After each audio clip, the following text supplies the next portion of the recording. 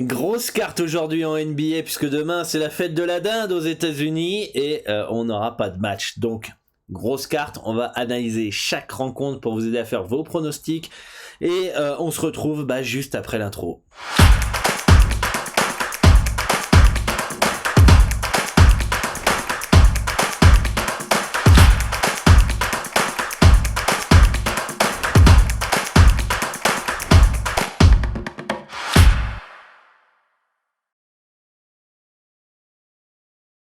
Hello à tous, ici Dorado, votre expert en paris sportif, spécialiste basket pour une nouvelle émission. J'espère que vous avez la forme, j'espère que vous avez passé une belle soirée hier et ce soir, comme d'habitude, on va analyser les 13 matchs de la soirée en NBA. On va aller rencontre par rencontre où je vais vous partager mes analyses, mes avis, mes informations pour vous aider à faire vos pronostics ou vous permettre de confronter vos analyses aux miennes.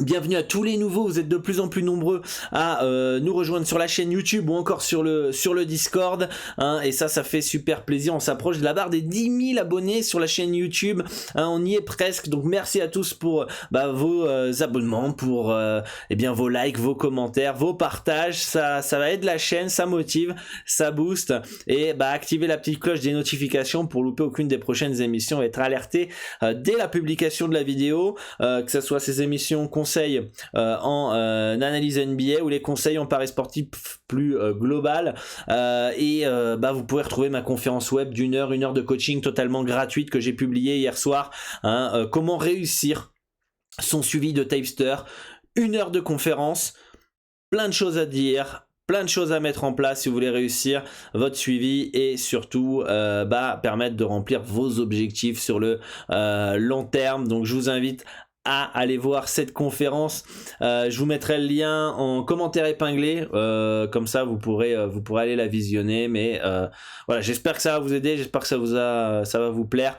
On fait tout pour aider au maximum la communauté à investir et progresser dans les paris sportifs et surtout remplir vos objectifs. Donc abonnez-vous à la chaîne YouTube, activez la cloche des notifications et vous recevrez tout ça. N'oubliez pas que vous pouvez télécharger le guide NBA totalement gratuitement, le lien est dans la description. Je vous donne mon avis sur chaque équipe, les principaux départs, arrivées, etc. C'est totalement gratuit, donc vous avez juste à laisser votre email, vérifiez bien vos spams et en téléchargeant ce guide, vous participez automatiquement à ma formation NBA totalement gratuite aussi, où je vous partage comment j'analyse, comment je détermine un handicap, comment je détermine une value, les outils que j'utilise, les sites pour les absences, les sites pour les statistiques, etc. Les pièges à éviter, comme ça va vous permettre de voir un peu comment je travaille, comment vous pouvez vous inspirer aussi de ma manière de travailler dans votre propre betting pour permettre d'augmenter et exploser vos résultats. Et dans la description de la vidéo vous pouvez aussi retrouver le Discord pour échanger avec l'ensemble de la communauté et moi-même. Est-ce qu'on peut l'afficher à l'écran, ce Discord là, ce serait bien. Ça serait bien, voilà, normalement il s'affiche ici, voilà, et vous pouvez échanger sur l'ensemble des sports, vous avez un salon football, discussion tennis, hockey, rugby, NFL, demain c'est votre tour, à Noël c'est vous qui jouez pas, en NFL, et le jour de la dinde c'est vous qui jouez. Et voilà, donc ça va être actif ici sur NHL, j'espère. En tout cas je compte sur les parieurs NFL pour être actif demain soir au niveau du salon sur le Discord. Donc voilà, vous pouvez progresser, faire partie d'une communauté, on est plus de 4000 et ça fait plaisir. Voilà pour cette introduction. On va faire le petit récapitulatif de la veille. Et oui, dites-moi en commentaire ce que vous aviez en NBA hier soir. Personnellement, j'avais Détroit plus 10,5. On a vaincu la malédiction. Détroit plus 10,5 qui passe, mais on a eu chaud. Regardez ce quatrième carton, encore 33-16, encore une remontada de fou pour mettre en danger le pronostic que j'avais après Atlanta qui s'est fait remonter, Milwaukee qui s'est fait remonter, New York qui s'est fait remonter dans le quatrième carton l'autre fois. On avait potentiellement Détroit qui allait bis repetita, mais non, ça passe quand même, plus 10,5, ça fait plaisir. Pour moi, Miami n'allait pas forcément forcer dans cette rencontre puisqu'ils jouent ce soir à Minnesota.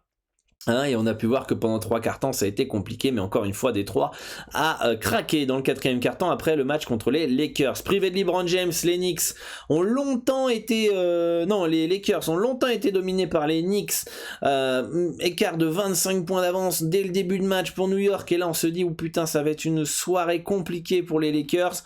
Ils arrivent à remonter, mais finalement les Knicks s'en sortent pour s'imposer de 6 points, mais globalement on a vu quand même, il n'y a pas de collectif, il n'y a pas grand chose du côté des Lakers, ils sont vraiment en retard d'un point de vue collectif sur les autres équipes.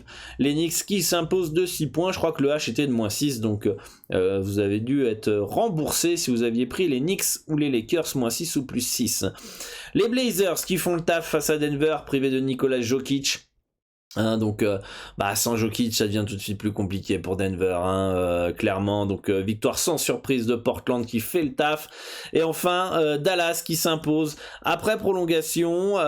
Les Clippers qui arrachent la prolongation un peu miraculeusement en remontant 10 points à 1 minute 39 de la fin avec un 3 points à la dernière seconde de Paul George, et du coup les Mavs avec le retour de Luka Doncic qui s'impose au Staples Center de Los Angeles des Clippers.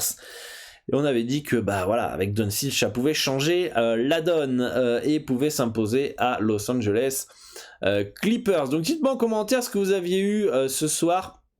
Je vais essayer de pas trop traîner au niveau de la vidéo, Je vais aller vraiment au concret parce que j'ai un rendez-vous dans moins d'une heure téléphonique, donc on se dépêche. On va commencer par Cleveland face à Phoenix. Cleveland qui est privé de Sexton pour toute la saison, ça c'est la grosse mauvaise nouvelle, et Mobley pendant 2-3 semaines, et on a Garland qui est incertain, donc ça va être important à avoir comme information, parce que c'est un joueur qui est très très important cette année. Grosse progression de la part du sophomore. Et du côté de Phoenix, on a Kaminsky et Saric qui sont pas là, ça c'est pas nouveau. Phoenix qui est en feu en ce moment, Cleveland qui est un peu moins bien en ce moment, 4 défaites de suite, mais ils sont dans les matchs. Contre Brooklyn ils craquent dans le 4e quart-temps, contre Golden State ils craquent totalement dans le 4e quart-temps. Contre les Nets, il manque quasiment toute l'équipe, ils perdent que de 10 là-bas, et contre Boston, ils gagnent, et un match où ils perdent de peu. Phoenix, c'est en feu en ce moment, ça gagne tout, mais à un moment donné, ça va s'arrêter. Pourquoi pas ce soir à Cleveland? Je serais pas étonné de voir Cleveland au moins encore une fois accrocher son adversaire, et encore plus à domicile, face à des Suns qui surfent et qui tôt ou tard finiront par perdre. C'est pas un spot pour jouer Phoenix, en tout cas moi à 1,323 non merci. Ils ont beau être sur une grosse série, les adversaires ont pas été incroyables, Denver sans Jokic, San Antonio, Dallas sans Doncic, même Minnesota d'ailleurs ça gagne à l'arrache, ça a joué Houston, qu'est-ce que ça a joué aussi, ça a joué Sacramento, ça a rejoué Houston, ça a joué les Pélicans, et les seuls adversaires qui sont on va dire potentiellement prenables c'est ils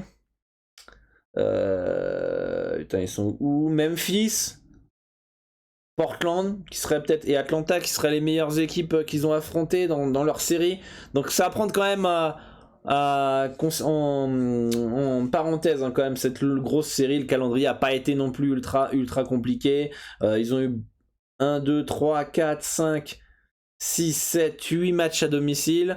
Là vous allez à l'extérieur, et la première victoire d'ailleurs de cette longue série ça a été contre Cleveland, victoire de 9 points face à des Cavaliers en plein road trip, en back-to-back. Et qui était sur les rotules finalement, et il n'y a eu une victoire que de 9 points pour Phoenix. Évidemment il y avait Mobley, évidemment il y avait Sexton à ce moment là, donc il y avait des joueurs. Là ça se joue à Cleveland, on a quasiment le même handicap à quelques points près que le match à Phoenix. Donc pour moi préférence Cleveland plus 7,5, mais ce serait bien quand même que ça augmente un petit peu, que les gens là, les noobs là, ils aillent un peu sur du Phoenix là, qu'on ait un petit Cleveland plus 10 là. Ça serait cool, ça ferait plaisir, et je pense que ce serait pas un bête déconnant et un bête dégueulasse. Qu'est-ce qu'on a? Indiana face aux Lakers, grosse info à attendre quand même globalement des Lakers dans un 3e match en 4 jours et back-to-back. Et puis il y a surtout LeBron James qui était incertain. Alors je n'ai pas l'info là, mais moi j'ai reçu une information qui disait que LeBron James était incertain, donc après il n'a pas joué hier, il était suspendu, donc autant il sera là ce soir, mais il y a un petit flou, je trouve, autour de LeBron James. Hein. Moi, j'ai eu l'info qu'il était incertain. Anthony Davis incertain hier, il joue quand même. Je préfère attendre un peu plus vers 20h, 20h30 ce soir, savoir un peu plus clair au niveau des Lakers. Qu'est-ce qui va se passer? Est-ce qu'ils vont mettre au repos certains joueurs? Est-ce que LeBron James va bien être là ou pas, mais en tout cas ça va pas être un déplacement facile pour les Lakers, hein, au complet ou pas. Alors s'il manque LeBron James ou Anthony Davis, ce déplacement à Indiana est très très très compliqué. Ça me paraît totalement logique que les Pacers soient favoris chez eux, au vu de ce que montrent les Lakers, clairement. Après, de là à penser qu'Indiana évalue si les Lakers sont au complet, à moins 4,5, 1,98, je sais pas. Je pense que la majorité du temps Indiana va gagner entre 1 et 10 points d'écart. Mais dans un bon soir, les Lakers peuvent très bien gagner là-bas. Ça va être en tout cas un match de tranchées, une guerre de tranchées ce soir. Et les mecs qui veulent pas tenter les Lakers à 2,55, vu le calendrier, vu ce que montent les Lakers en ce moment et avec potentiellement l'absence de LeBron James, ça me semble compliqué. Pour moi, il n'y a aucune value sur cette rencontre a priori pour le moment. Avoir les informations pour tirer des conclusions, mais globalement pour moi c'est un match qui est à pas jouer du tout. Je vois pas forcément une value du côté des Pacers, je vois pas non plus une value du côté des Lakers. Donc no bet. Charlotte face à Orlando. Charlotte qui s'était imposé à Orlando. Hein. Ils avaient forcé dans le 4e quart-temps pour s'imposer un peu à l'arrache. Hein, du coup c'était fait un peu peur quand même, mine de rien, face à cette équipe du Magic. Orlando est une des équipes les plus faibles de NBA, mais chez eux ils peuvent être casse-couilles, c'est pas un déplacement à mon avis qui va être facile pour Charlotte. S'ils jouent comme la dernière fois, Orlando peut très bien rester dans l'1+7, hein. Clairement, hein. Pour moi Orlando a toutes alors les qualités c'est un grand mot, mais en fait c'est même pas Orlando qui a les qualités. J'ai pas ultra confiance en Charlotte à l'extérieur avec un âge de -7. C'est plus ça. C'est plus le fait qu'ils viennent de battre Washington, qu'ils vont peut-être arriver les mains en bas du guidon. Ils les ont déjà battus là-bas. Je me dis, est-ce qu'ils vont mettre les ingrédients pour aller s'imposer facilement? C'est bien le type d'équipe à arriver un petit peu en tongue, tranquille, et que Orlando, boum, ils en profitent. Et comme ils ont battu des équipes comme Utah, ils ont battu aussi, je crois qu'ils ont battu Utah, hein, de mémoire. Je me dis, pourquoi pas rester dans un âge de +7 à domicile contre Orlando, contre Charlotte. Donc pour moi, il n'y a pas forcément de value. Hein. Je sais plus ce que j'ai mis comme handicap, moi.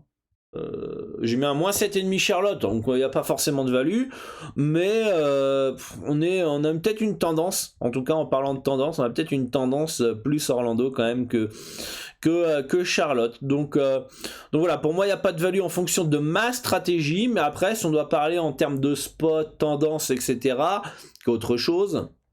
Je pense qu'on est plus sur une tendance Orlando quand même, H+7, donc voilà, match potentiellement piège des Hornets.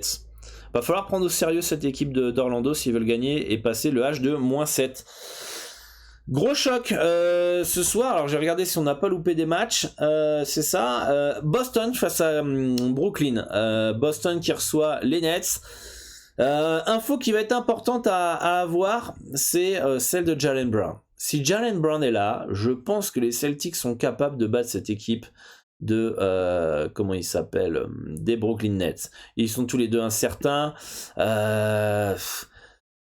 Boston est une équipe qui dans les gros matchs répond souvent présent, et si Brown est là, qu'il joue son temps de jeu, il est capable de défendre, notamment sur James Harden, et on a vu quand même que collectivement les Brooklyn Nets, mais si ça va un poil mieux quand même en ce moment, des fois c'est un peu trop stéréotypé, c'est un peu trop statique, et c'est bien le type de match que Boston peut s'imposer. Donc pour moi on attend l'information de Jaylen Brown. Je vous invite à rejoindre le Discord, hein, le lien est dans la description. Je vous rappelle, on a des salons avec les absences foot où les membres partagent leurs informations, donc merci à vous, et on a pareil les absences basket ici. Donc n'hésitez pas à rejoindre le Discord, le lien est dans la description, de suivre ma formation NBA pour avoir directement les informations à la source et les sites que j'utilise pour avoir les informations. Pareil, le lien est dans la description pour suivre cette formation NBA totalement gratuite. Donc pour moi, on attend l'information Boston de Jaylen Brown, mais le spot Boston n'est pas dégueulasse. Le Boston, petit feeling quand même sur les Seas. Dites-moi en commentaire ce que vous en pensez sur ce beau choc qu'on va avoir ce soir, en espérant que les deux équipes soient au complet, et notamment Boston cette nuit. Mais en tout cas, ça va être sympa. Milwaukee qui reçoit les Detroit Pistons, largement favori, Milwaukee, qui devrait gagner entre 10 et 20 points d'écart à peu près. Donc pour moi, il n'y a aucune value dans cette rencontre. C'est un beau no-bet, on va pas rester plus longtemps sur cette rencontre. Utah face à OKC, ça se passe à où ça? Ça se passe à OKC.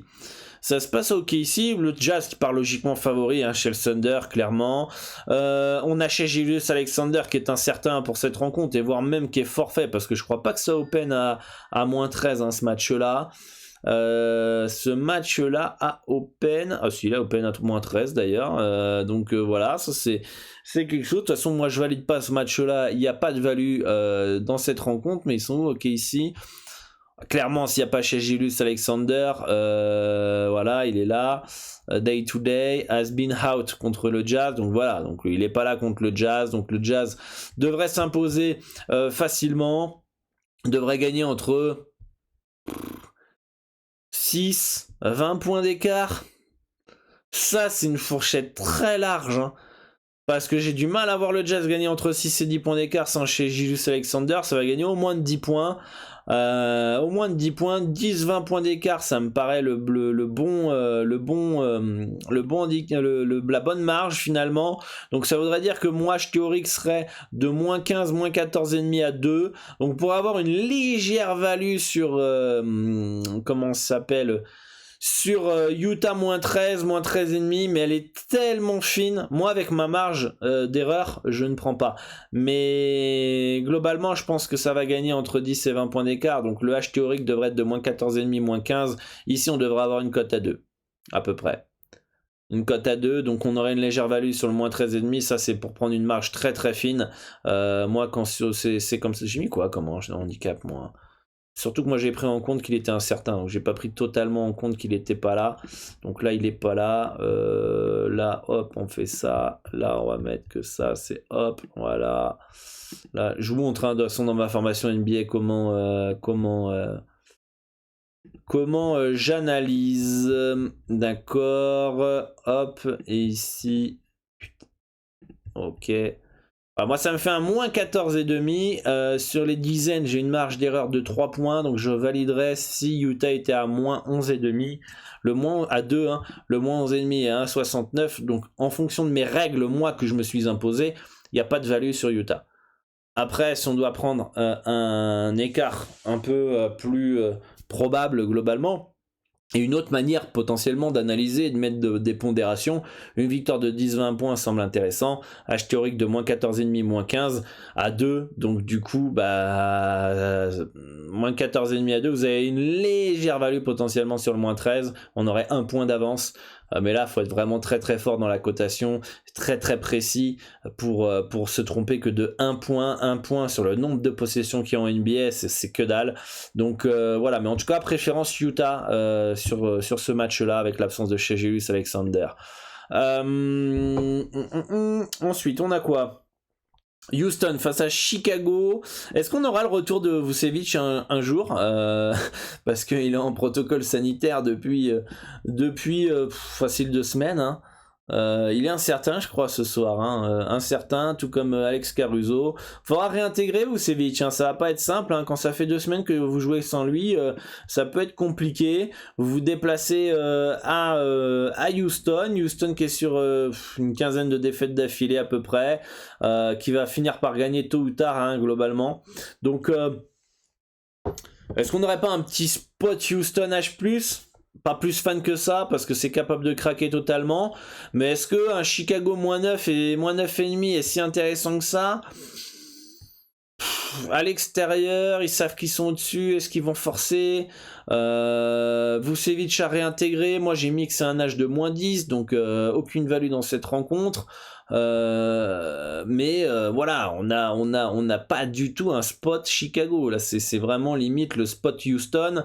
Dommage que le H soit pas plus haut que ça. Hein. Moi, personnellement, vous me donnez un H. Un H de plus 13, plus 13 et demi pour Houston, ça me dérangerait pas de les prendre. Mais bon, malheureusement, c'est un plus 9. Je pense que la majorité du temps, Chicago va gagner entre 10 et 15 points entre 5 et 15 points d'écart. Donc, un H de moins 10 me semble le plus probable. Une victoire de Houston, il faudra faire un très gros match. Une courte victoire des Bulls, il faudra que Houston fasse un très bon match ou que Chicago se craque. Et si on avait eu un moins 13 à l'extérieur pour Chicago, faut pas de relâchement à la fin quand même. Enfin, faut quand même tout soit bien aligné pour qu'un moins 13 passe en NBA. Hein. Donc, pour moi, il n'y a pas de value. C'est plutôt bien placé. Chicago a un 247 à l'extérieur. Non, merci. Même pour un combo recomposé, je suis pas fan. Pour moi, c'est un bon bet ce match-là. On a un spot Houston et on n'a pas de value sur Houston malheureusement et on n'a pas non plus une value sur Chicago. Donc moi, je laisse tomber ce match-là. Toronto face à Memphis qui part logiquement favori à domicile face à cette équipe des Raptors en plein road trip, donc attention à ça. Hein, comment ça s'appelle, Toronto est pas non plus dans une meilleure forme, hein, clairement. Hein, depuis quelques matchs, déjà depuis 5 matchs, c'est qu'une victoire, c'est une victoire à Sacramento. C'est une victoire à Sacramento, il y a 2 victoires sur les quasiment 10 derniers matchs, contre Philadelphie à Philadelphie, je crois que Joel Embiid n'était pas là, donc c'est pas ouf Toronto, ça redescend sur terre, hein, parce qu'après leur début de saison de dingo, en battant du New York, en battant du Indiana là-bas, en battant du Washington là-bas, qui finalement confirme, rebattant du Indiana, en perdant de peu contre du Chicago, en tapant les Celtics, elle est loin cette époque des Raptors, hein, clairement, elle est assez loin. Donc, Toronto, 2,37 à l'extérieur. Ils peuvent gagner à Memphis, hein, ça serait pas surprenant. Mais je vois pas forcément de value dans cette rencontre. Tout à fait logique que les Grizzlies soient à moins 3 chez eux face à des Raptors en road trip. Je vois pas en fait où est la value, ni sur Toronto ni sur Memphis. Ça me semble parfaitement bien placé. Clairement, Ja Morant va être encore hyper important pour les Grizzlies, et puis Toronto va avoir faire un gros match collectivement et notamment défensivement pour limiter l'impact de Ja Morant et puis les autres autour, Jaren Jackson et tout ça, pour espérer s'imposer. Mais en tout cas, moi demain on voit Toronto qui gagne de 5 points, je suis pas surpris dans un match disputé. Qu'on voit Toronto gagner de 6 points, je suis pas surpris. Après, la plupart du temps, ça va être que Memphis va gagner entre 1 et 10 points d'écart et que Toronto gagne entre 1 et 5 points d'écart. Donc du coup, un âge de moins 3, moins 3,5 me semble complètement cohérent. Donc un beau no-bet dans cette rencontre. Qu'est-ce qui nous manque à voir, Minnesota, nos amis, Minnesota, putain. Minnesota qui reçoit Miami en back-to-back. Voilà, hein, je crois que j'ai l'impression que je commence toujours à souffler quand je dois parler de Minnesota. 4 victoires d'affilée, c'est guignol. Contre Sacramento, contre San Antonio, contre Memphis et contre les Pélicans. Alors déjà, les adversaires sont pas ouf. Quand même, sont pas ouf, on va le souligner. Sacramento, ils ont viré leur coach. Antonio, il y a une crise interne en ce moment et ils se sont réunis les joueurs pour une crise d'urgence. Et les Pélicans, c'est nul à chier cette année. Il n'y avait pas Graham, il n'y avait pas Zion et Ingram a fait un match de merde. La seule victoire, on va dire, convaincante, c'est quand même Memphis, quoi. C'est tout. C'est tout. Grosse victoire en plus de 40 points quasiment.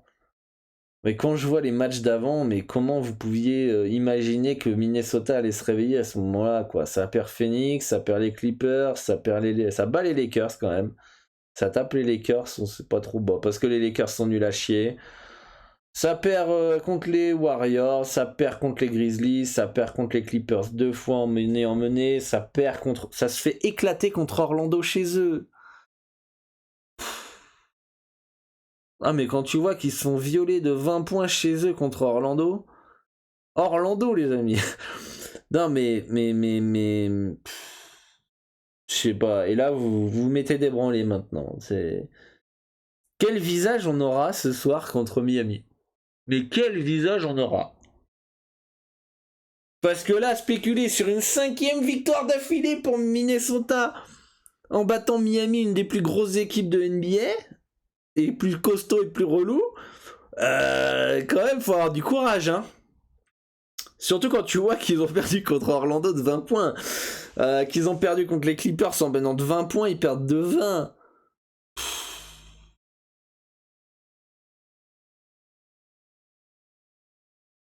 Parce que la dernière équipe contre qui ils ont joué, qui sont du niveau de Miami, ce serait Phoenix, ils ont perdu. Ensuite, les Clippers, ils ont perdu 3 fois. Ils auraient battu les Lakers, mais je pense que... Ouais, puis les Lakers, ils ont battu Miami. On va dire... Super la NBA.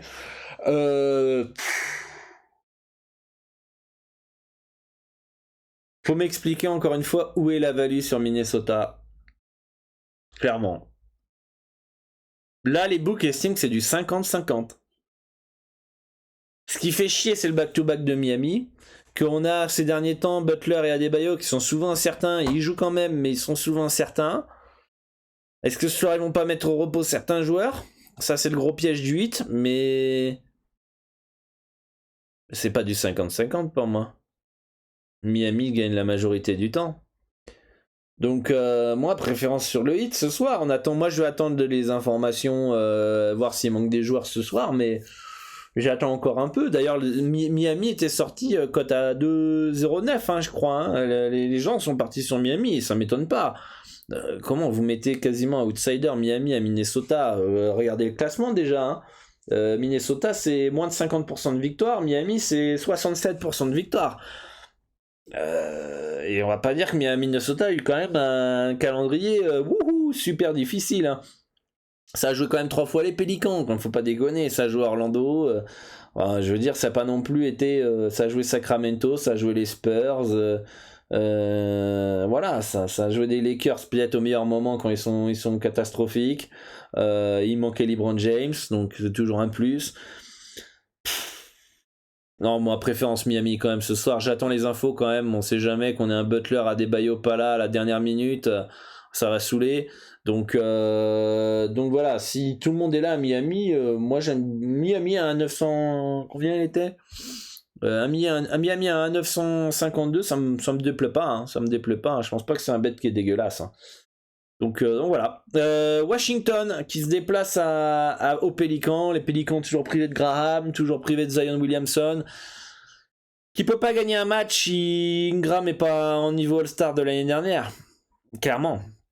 Alors j'ai pas fait gaffe. J'ai pas le souvenir. Est-ce que vous pouvez me dire en commentaire, est-ce que Ingram il a signé un contrat cet été? Un big contrat de bâtard quoi. Parce que c'est bien le type de joueur où ça y est, il a son contrat, je vais me la couler douce pendant 4-5 ans là maintenant. Il y a beaucoup de joueurs qui font ça, quand ils doivent gagner un contrat, ils sont trop chauds, ils sont All-Star, ils prennent le pactole et après ils sont nuls à chier. Et la saison d'Ingram, elle est scandaleuse. S'il a signé un gros contrat parce qu'il était All-Star l'année dernière, et la saison qu'il fait là, elle est scandaleuse. Elle est scandaleuse. C'est un des pires gros contrats qui a été signé de l'histoire de la NBA hein, pour le moment. S'il a signé forcément son gros contrat. De toute façon, pour moi, c'est une erreur de signer ce joueur-là à ce prix-là, mais pour moi, il a signé un gros contrat il n'y a pas longtemps. Parce que c'est pas un franchise player, il n'a pas prouvé être un franchise player, tu peux pas être payé comme un franchise player. Donc, les Pélicans qui partent outsider chez eux contre Washington, vu le début de saison des Wizards, ça me paraît totalement cohérent. De là à imaginer qu'il y a de la value sur les Wizards, ça reste un match piège quand même. Ça reste un match piège. Il suffit que Ingram, que je viens de saquer, et généralement quand tu saques un joueur comme ça, on sait pas pourquoi, mais il fait un gros match derrière. Hein, et que Valanciunas fait un gros match, bah, tout de suite ça change le visage des Pélicans. Je serais pas étonné que au moins ils accrochent un minimum les Wizards. Mais bon, partir sur un Pélican plus 4, pareil, il faut du courage quand même. Hein. Faut du courage, hein. Et puis moi j'ai mis quoi comme handicap? Mais moi je lead pas ce match-là, hein. J'ai mis un moins 4,5 Washington, victoire de 1-10 points la plupart du temps. Parce que tu pourrais imaginer qu'ils vont gagner plus de 10 points, etc. Déjà, c'est pour gagner plus de 15 points à l'extérieur en NBA, il faut quand même soit ton adversaire soit catastrophique, soit que finalement tu passes complètement, que tu sois en feu. La victoire de 11-15 points à l'extérieur, t'as intérêt à faire un match un peu sérieux et pas te relâcher. Donc, non, ça me paraît peut-être... ça me paraît peut-être bien placé. Peut-être on est plus proche quand même d'une value quand même Washington, hein, quand même. Faut pas déconner. On est quand même pas loin d'une value Washington, hein. On est plus proche d'une value Washington -4 à 1,934 que l'inverse, hein, pour moi. Donc préférence Washington -4 quand même pour cette nuit, mais méfiance, hein. Faites attention quand même sur ce match-là. Sur ce match-là, on a combien de minutes d'émission là? On est à 30 minutes déjà, donc on va essayer d'aller vite. Reste quelques minutes. Utah, on a déjà fait ça, on a tout fait. Il nous manque San Antonio qui reçoit Atlanta. Alors je vous le disais pendant l'émission que San Antonio, les joueurs s'étaient réunis pour une réunion de crise. Au vu des dernières défaites, de toute façon... les Spurs n'est pas une équipe playoffable cette année, est en reconstruction. Ils ont plutôt surpris depuis l'année dernière sur certains matchs.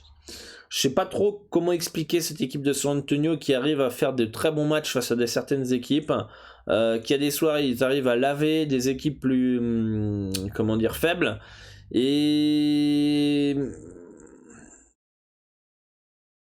pour moi, je vais reprendre les résultats des Spurs. Ça perd contre Phoenix de peu, mais il remonte dans le 4ème.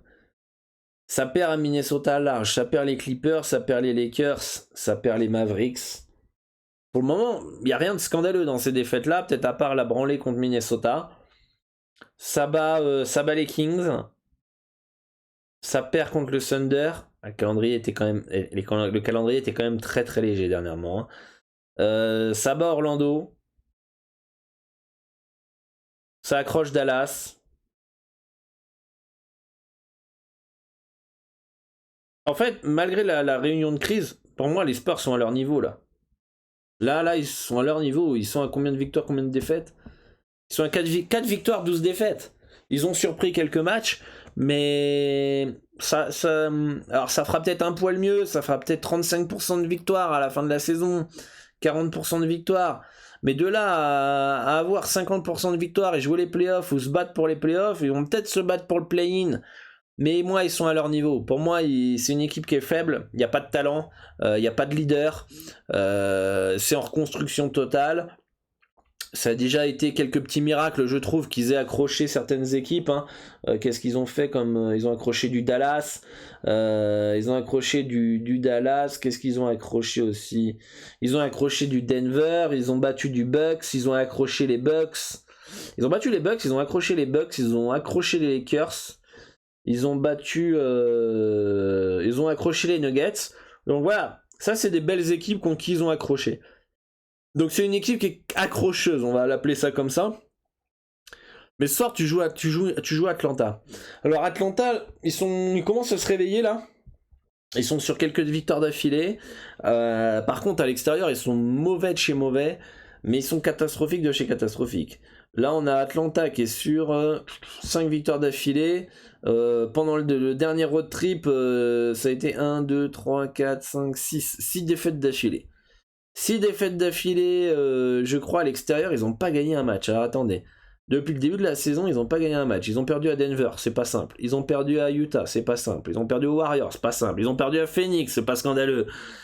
Ils ont perdu à Brooklyn. Allez, ça va, le calendrier quand même là, on n'est pas là. Vous n'êtes pas en train de perdre à New Orleans.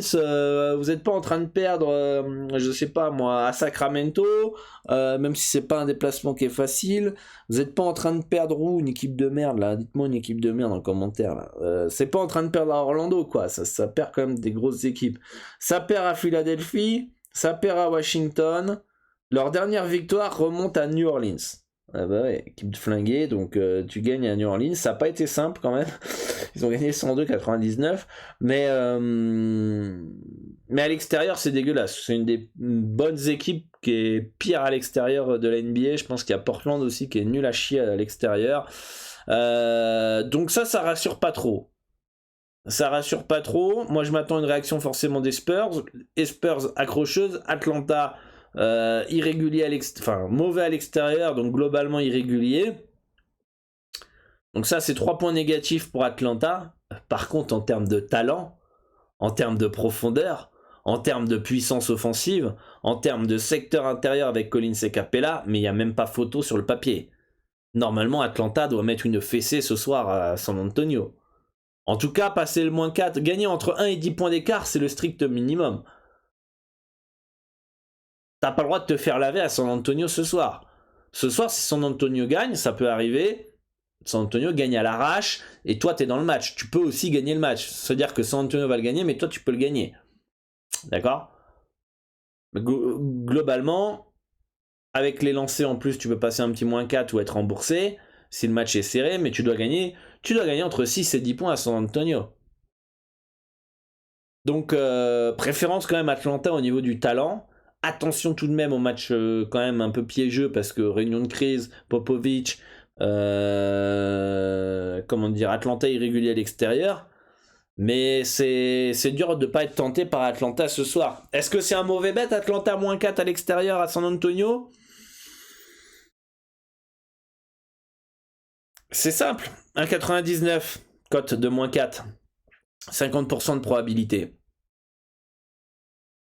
Est-ce que plus de 50% du temps, on fait 1000 matchs, 1000 fois San Antonio-Atlanta, est-ce que plus de 50% du temps, Atlanta gagne de 4 points ou plus? Je pense que ouais. Je pense que ouais. Déjà, pour que San Antonio gagne 500 matchs, déjà 500 matchs combinés au match perdu de peu, remarque au pire, si on combine avec les matchs perdus de peu, ouais, là ça peut peut-être être 500 matchs, mais ça serait le max de chez max. Hein. Donc dans le pire des cas, on a un F0 sur les Hawks ici. Hein. Dans le pire des cas pour ma part. Hein. Donc préférence Atlanta. Allez, on se dépêche. Qu'est-ce qui nous manque comme rencontre? Aussi, Golden State face à Philadelphie. Alors, on a eu des informations sur Joel Embiid. Et là, va falloir attendre ces informations. Donc, Seth Curry incertain. Danny Green incertain. Tobias Harris est incertain contre les Warriors. Et Joel Embiid est forfait. Ok, c'est l'information qu'on voulait attendre. Il se parlait que Joel Embiid allait faire le déplacement à San Francisco. J'y croyais moyen. Puisque c'est le dernier match du road trip de Philadelphie. Donc je pense que les dirigeants ont dit bon, en gros, c'est le dernier match du road trip. T'attends qu'ils reviennent. Et par contre, le prochain match à domicile, je pense qu'Embiid sera là. Voilà, parce que voilà, c'est ce qu'ils disent. Ça complète le West Coast road trip. Donc voilà, il a fait le workout avec le lundi et devrait jouer donc le prochain match à domicile. Donc déjà Seth Curry pas là, Seth Curry incertain, Harris incertain, Danny Green incertain, Ben Simmons forfait, Embiid forfait. Si Seth Curry, Harris et Green sont pas là, eh ben ça peut vite, vu comment jouent les Warriors, ça peut vite être grosse fessée. Hein. Ça peut vite être fessé du côté de Golden State. Si les trois jouent, ça peut être fessé des Warriors aussi, tout dépendra de l'adresse extérieure, mais par contre ça peut être bien plus accrocheur, nos amis des Sixers.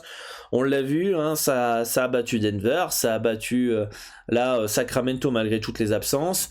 Ça lâchera rien. Donc on attend les informations pour cette rencontre. Je pense que les Warriors s'imposeront. De là à gagner de plus de 10 points, ça dépendra de qui sera là du côté des Sixers. Mais en tout cas, pour moi, ça sera le cas si et seulement si au moins Seth Curry et Harris soient pas là. Si Danny Green est là, mais Harris et Curry sont pas là, je pense que ça peut gagner plus de 10 points. Voilà, pour moi. Et enfin, le dernier match de la soirée, c'est les Blazers en back-to-back qui se déplacent à Sacramento. pareil, hein, c'est Minnesota, mais en plus, si vous connaissez un petit peu l'histoire de la NBA, Minnesota et Sacramento sont les deux équipes. Oublions les playoffs anecdotiques de Minnesota quand Jimmy Butler et Thibodeau étaient là-bas. Oublions cela. Ils font fait comme s'ils n'ont pas existé. Si ça n'a pas existé, cette place en playoff gagnée à la dernière journée, c'est les deux équipes qui détiennent le record de non-participation en playoff de la NBA. On va faire depuis les années 2004, 2005, 2006. Ça n'a pas fait les playoffs dans ces années-là. Y en a qui prenaient le biberon, qui jouaient dans le bac à sable. Ça remonte. Et c'est les deux équipes, toujours, 2021-2022, on est en galère. Il y a du talent, ça peut gagner des matchs. Les Kings sont tellement capables de perdre contre Philadelphie l'autre jour, où il manque toute l'équipe à Philadelphie, qui sont en plein road trip, et ils sont hyper capables de battre cette équipe des Blazers, qui est pour moi largement plus fort que Philadelphie. D'ailleurs, je crois qu'ils viennent de les battre. C'est tellement Sacramento de faire ça. Mais actuellement, avec le changement de coach et avec le dernier match, j'ai pas confiance en les Kings. J'ai pas confiance aux Kings. Et Portland est tellement mauvais à l'extérieur que ça donne même pas envie. Il y a tout pour le match piège pour Portland. Il y a la value quand même qui semble être sur Portland au vu au vu de la situation des Kings. Mais ça pue le match piège. Ah bref, un beau no-bet dans ce match-là pour ma part. Je sais même plus ce que j'ai mis comme handicap, moi. Oh là là. Je crois que j'ai même pas fait en fait. J'ai oublié de le faire. J'avais pas noté ce match-là. Bon, on va analyser en direct le match. On va analyser le match en direct très grossièrement.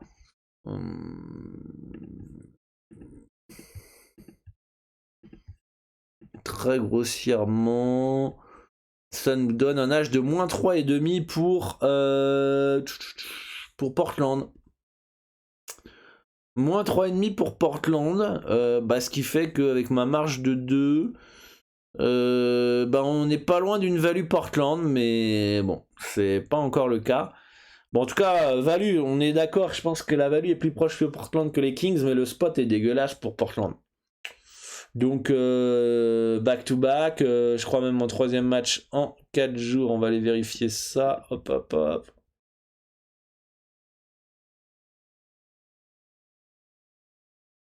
Non, Portland, c'est back-to-back seulement. C'est back-to-back, donc bon, faites vos jeux sur ce match-là, mais je pense que ça va être sans moi. Hein. Je pense que ça va être sans moi. Donc voilà un petit peu la carte du jour en NBA. Donc je vous fais un petit point rapide sur ce qui est actuellement en ligne sur mon book. Petit récapitulatif. Donc Indiana Lakers, no bet, Cleveland Phoenix, préférence Cleveland plus 7,5, mais j'aimerais bien que ça monte. Charlotte Orlando, tension match piège pour Charlotte, donc préférence quand même Orlando plus 7. Hein, si ça arrive vraiment en bas du guidon, je pense que ça peut rester dans le H, hein, le Magic. Boston, hein, j'aime bien Boston si Jalen Brown est là. No bet sur Bucks Pistons. Légère value sur le Jazz, on a dit moins 13 contre OKC sans Jesus Alexander. Chicago, Houston, no bet. Miami, préférence Miami quand même dans cette rencontre. No bet Memphis, Toronto. On est proche d'une value Washington quand même, hein, moins 4 contre les Pélicans. Les Spurs contre les Hawks, préférence Atlanta, moins 4, moins 3,5. Qu'est-ce qu'on a préférence quand même Portland, moins 2 quand même à Sacramento, mais attention quand même, hein, vous voyez ce que je veux dire, hein, par rapport à Sacramento. Et en fonction des absences, préférence Warriors, moins 10,5, à voir qui est là. Donc voilà, dites-moi en commentaire ce qui vous intéresse les amis. Hein, ce serait avec plaisir que je vais vous lire. Rejoignez le Discord, le lien est dans la description. Hein, le lien est dans la description pour échanger avec l'ensemble de la communauté sur la carte, sur les différents sports. Bonne chance à tous, merci pour votre soutien, votre confiance, et à demain pour une nouvelle émission. Non, pas demain, parce que c'est la fête de la dinde, donc rendez-vous vendredi. Vendredi, on aura une grosse carte. Allez, ciao.